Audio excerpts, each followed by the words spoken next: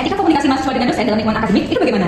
Proses sendiri, etika komunikasi itu penting karena mencerminkan sikap mahasiswa itu sendiri kepada dosen sebagai tenaga pendidik. Lalu komunikasi yang baik juga menciptakan lingkungan dan hubungan yang baik antara dosen dengan mahasiswa sehingga menciptakan hubungan akademik yang nyaman dan profesional.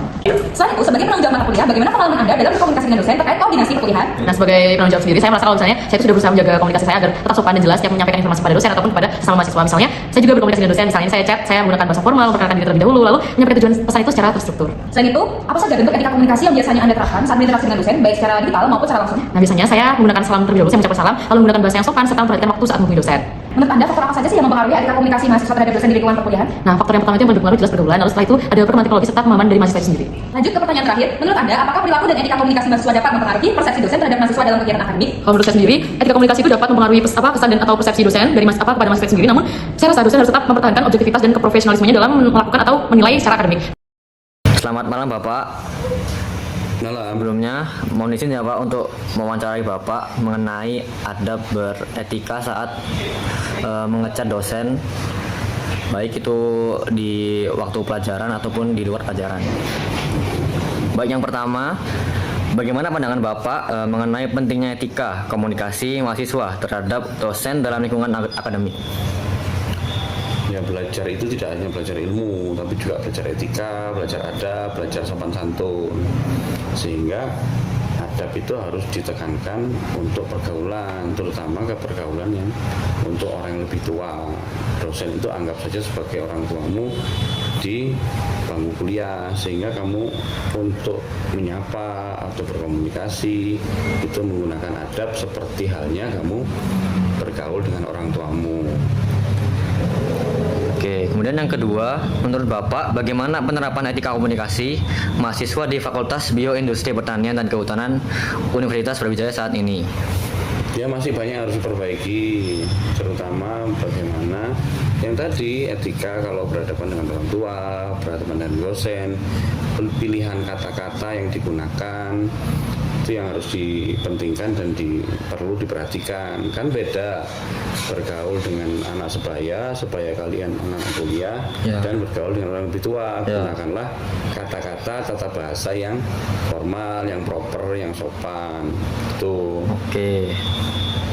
Nah, kira-kira nih Pak, apa aja bentuk komunikasi mahasiswa yang dianggap mencerminkan etika akademik yang baik oleh Bapak atau Ibu guru, Ibu dosen?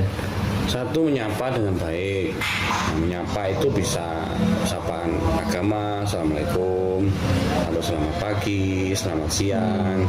Nah, baru kemudian mengemukakan ide atau pendapat atau hal yang akan dikomunikasikan. Sampaikanlah dengan tutur kata yang baik, dengan nada yang pelan, yang mencerminkan penghormatan kita terhadap orang yang lebih tua. Oke. Kemudian ada faktor apa aja yang menurut Bapak itu mempengaruhi etika komunikasi mahasiswa terhadap dosen, baik secara langsung ataupun melalui media digital? Nah, ini yang sekarang jadi perhatian karena bahasa tulis itu tidak sama dengan bahasa lisan. Kalau bahasa lisan kamu kan langsung bisa berhadapan dengan beliau, langsung bisa berkomunikasi dengan baik dan kamu secara real time bisa menghadapi bagaimana model interaksi komunikasi yang terjalin. Tapi kalau bahasa tulis itu tolong sangat hati-hati. Ya, bahasa tulis itu bisa mengakibatkan salah paham. Ya, jadi ya kamu harus bisa memilih kata-kata yang baik. Berlatihlah cara untuk berkomunikasi dengan baik tanpa menyinggung. Dosen itu kan sibuk ya, tidak hanya urusan mengajar, banyak sekali urusannya. Dan tidak hanya mengurusi kelasnya banyak sekali. Jadi ya harus diperhatikan dan harus tepat waktu, tepat cara berkomunikasi dan tepat memilih kata-kata dan memilih kalimat yang baik. Oke. Nah, ini yang terakhir Pak, menurut Bapak, apakah perilaku dan etika komunikasi mahasiswa dapat mempengaruhi persepsi dalam subjektivitas dosen dalam penilaian akademik? Ya, bisa sekali. Cara berkomunikasi itu mencerminkan tingkat intelektual, tingkat literasi, dan tingkat bagaimana kamu bisa berkomunikasi.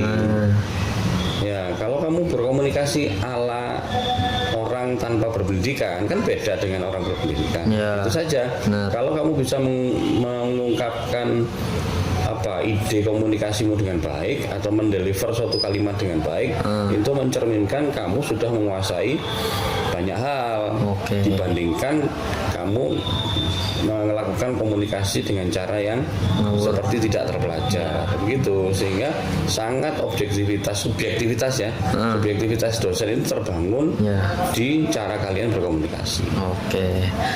Baik, terima kasih ya Pak atas wawancaranya. Mohon maaf jika saya ada kesalahan dan lain-lain. Wassalamualaikum warahmatullahi wabarakatuh. Ayo, ayo, ayo, besok kita pergi makan.